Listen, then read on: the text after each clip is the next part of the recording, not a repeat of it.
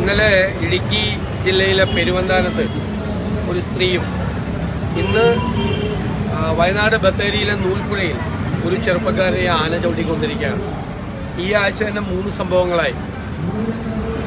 UDF നടത്തിയ മലയോര സമരയാത്രയിലെ ഏറ്റവും പ്രധാനപ്പെട്ട ആവശ്യം ഈ വന്യജീവി ആക്രമണങ്ങൾ തടയാനുള്ള നടപടികൾ സ്വീകരിക്കണമെന്നാണ്. ഗവൺമെന്റ് ഈ പ്രാവശ്യം ബജറ്റിൽ കൂടുതൽ തുക വെച്ചിട്ടുണ്ട്. അതിൽ കാര്യമില്ല. കാരണം കഴിഞ്ഞ പ്രാവശ്യം വെച്ചിരുന്ന തുകയുടെ പകുതി പോലും കഴിഞ്ഞ വർഷം ചെലവാക്കിയിട്ടില്ല. കഴിഞ്ഞ 4 വർഷമായി ഈ കൺവെൻഷനലായിട്ടുള്ള പരമ്പരാഗതമായി ചെയ്യുന്ന ഈ പ്രതിരോധ സംവിധാനങ്ങളൊന്നും കഴിഞ്ഞ 4 വർഷമായി ചെയ്തിട്ടില്ല. മതിൽ കെട്ടാൻ പണം അനുവദിച്ചിട്ടില്ല, സൗരോർജ വേലിയില്ല, കിടങ്ങില്ല, ഹാങ്ങിങ് ഫെൻസിംഗ് ഇല്ല, ഒരു തരത്തിലുള്ള സംവിധാനവും ചെയ്യുന്നില്ല. അപ്പോൾ മലയോരത്തെ ജനങ്ങളെ, വനാതിർത്തിയിൽ താമസിക്കുന്ന ജനങ്ങളെ വിധിക്ക് വിട്ടുകൊടുക്കാനാണ് ഗവൺമെന്റിന്റെ തീരുമാനം.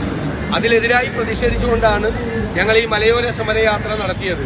ഗവൺമെന്റ് അടിയന്തരമായ നടപടികൾ സ്വീകരിച്ച് ആവശ്യമായ ക്യാമറകളും മറ്റും വെച്ച് ജനങ്ങളെ വന്യജീവി ആക്രമണത്തിൽ നിന്ന് രക്ഷപ്പെടുത്താൻ വേണ്ടിയിട്ടുള്ള അടിയന്തരമായ നടപടികൾ സ്വീകരിക്കണം എന്നാണ് ആവശ്യപ്പെടുന്നത്. വനത്തിന് വയലിലാണ്. ഇപ്പം ഇന്ന് രാവിലെ നടന്ന സംഭവം വയലിലാണ്, മറ്റത് ഇന്നലെ നടന്നത് പ്ലാന്റേഷനിലാണ്, പൂട്ടിക്കിടക്കുന്ന പ്ലാന്റേഷനിലാണ്. അവിടെയുള്ള തോട്ടിലിന്റെ കുളിക്കാൻ പോയപ്പോഴാണ് ഇന്നലെ സംഭവിച്ചത്. ഇന്ന് വയലിൽ വെച്ചിട്ടാണ്. സാധനങ്ങൾ വാങ്ങിച്ചുകൊണ്ടിരുന്നവർക്ക് വയലിലാണ്. വനാതിർത്തിക്കൊക്കെ വളരെ ഇപ്പുറമാണ്. വനാതിർത്തിയിൽ മാത്രമല്ല, വന്യമൃഗ ശല്യമുള്ളത് അതിനോട് ഒരുപാട് അകത്തേക്ക് കൂടി, നാട്ടിൻപുറങ്ങളിലേക്ക് കൂടി വന്യമൃഗങ്ങളുടെ ശല്യം തുടങ്ങിയിരിക്കുന്നു. ജീവിക്കാൻ കഴിയാത്ത, നിവൃത്തിയില്ലാത്തൊരവസ്ഥയിലാണ് എത്തുന്നത്. ഒന്നും ചെയ്യാതിരിക്കുക, നിസ്സംഗമായിരിക്കുകയാണ് ഗവൺമെന്റ്. അതാണ് ഏറ്റവും പ്രധാനപ്പെട്ട കാര്യം. ഇപ്പൊ ഈ ഇടുക്കിയിലെ അപകടം നടന്ന സ്ഥലത്ത് ഒരു 4 ദിവസം മുൻപ് അവിടെ മന്ത്രി ഒരു പരിപാടി ഉദ്ഘാടനം ചെയ്യേണ്ടതായിരുന്നു. ജനങ്ങളുടെ പ്രശ്നം സമാനമായ കാട്ടാന ആക്രമണം ഉൾപ്പെടെയുള്ള ശല്യം കാരണം മന്ത്രി 2.5 കിലോമീറ്റർ പിറകിൽ വെച്ച ആ ഉദ്ഘാടനത്തിന് അവിടെ എത്താതെ മടങ്ങുന്ന ഒരു സാഹചര്യം ഉണ്ട്. പിന്നീട് അത് ഓൺലൈനിലാണ് വനം മന്ത്രി ഉദ്ഘാടനം നിർവഹിച്ചത്. അല്ല, അപ്പൊ അത് വനം വകുപ്പിന് തന്നെ അവിടെ വന്യമൃഗ ശല്യമുള്ള സ്ഥലമാണെന്നറിയാം.